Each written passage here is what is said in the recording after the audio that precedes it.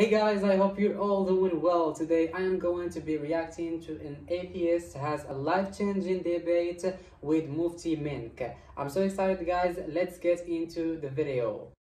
One day I was speaking to a man, very interesting discussion, on an aircraft. Normally, we travel quite a bit, so you get to meet people, and when they ask you, what do you do? You tell them, no, I'm a religious person. I try to, teach people a little bit here and there, myself as well. So I was discussing with this man. He tells me, I'm an atheist. I said, okay, so what do you believe?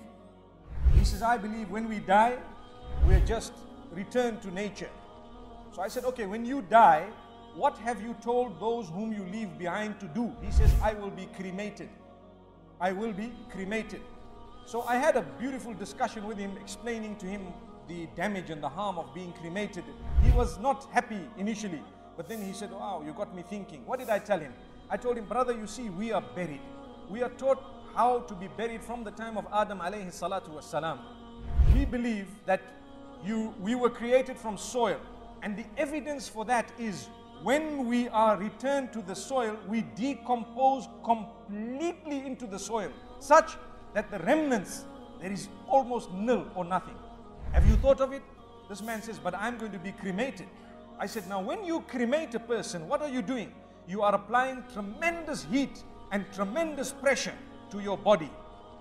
We will not talk right now about whether you can feel it or not, but I will tell you that will not return to the soil. The reason is it becomes ash. Ash and soil are two different things completely. If you were to be decomposed without tremendous heat and pressure, you will decompose within the soil. The minute you apply heat and pressure, you become ash. That ash, what happens to it? It does not return to the soil. In fact, it remains separated. I said, but the point I'd like to ask you is, how do you know that you're not going to feel when people are burning you? He says, because medicine tells us that you don't feel anymore. I said, what if someone has felt it and they could not come back to tell you that we felt it? He says, I'll see when I go. I said, it will be too late. No answer. I'll see when I go. It's too late. Because people are saying, okay, you're going to burn me. And I start saying, but you want the punishment already whilst you're still leaving the world, not even got to the life after, the hereafter, so to speak, in the proper sense. And then he looks at me and he says, but you've got me thinking. And I told him something else. I said, okay, my brother, listen to me. Let's say, for example, what you are saying and what I am saying. Put it to the litmus test. If what you are saying is true, then when we die, we will just be decomposed and that's it, everything is over. What is the possibility and probability of what I am saying to be true? Is there any probability? He says, no, no chance. I said, okay, when I die, if I was a good man who worshipped whoever made me, I call him Allah. I call him Allah, Allah the worshipped one. And I say he is one, alone, no worship to be rendered to anyone besides Al-Khaliq, besides the one who made me. I put my head on the ground for him.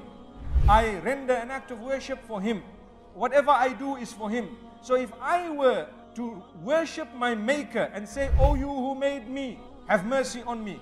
Oh you whom I am going to return to when I die, have mercy on me. So that is my statement on one hand, and on your side, you do whatever you want and you're not prepared and whatever. When we die, if what you said was right, I did not lose anything because I would have just died and decomposed.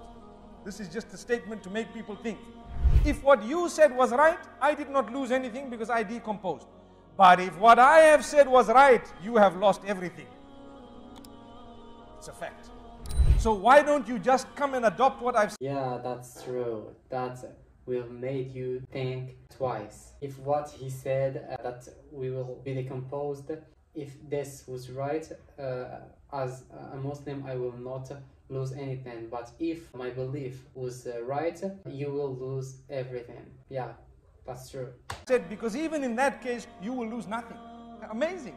So follow some rules, follow some regulations, and continue to say, oh you whom I am going to return to, have mercy upon me the day I return to you.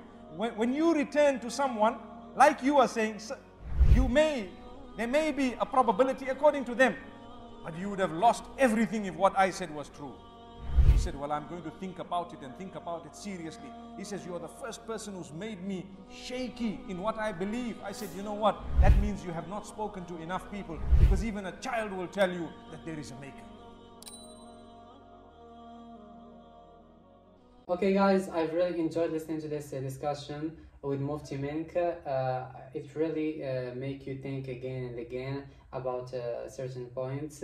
So yeah, I hope guys you enjoyed the video as I did. If you enjoyed it, don't forget to like and subscribe to the channel. And before to end the video, I want to give a shout out to westside.com. If you don't know what is westside.com, it's a platform connected to YouTube where you can react to all videos. So shout out to westside.com and see you guys in the next video. Thanks for watching.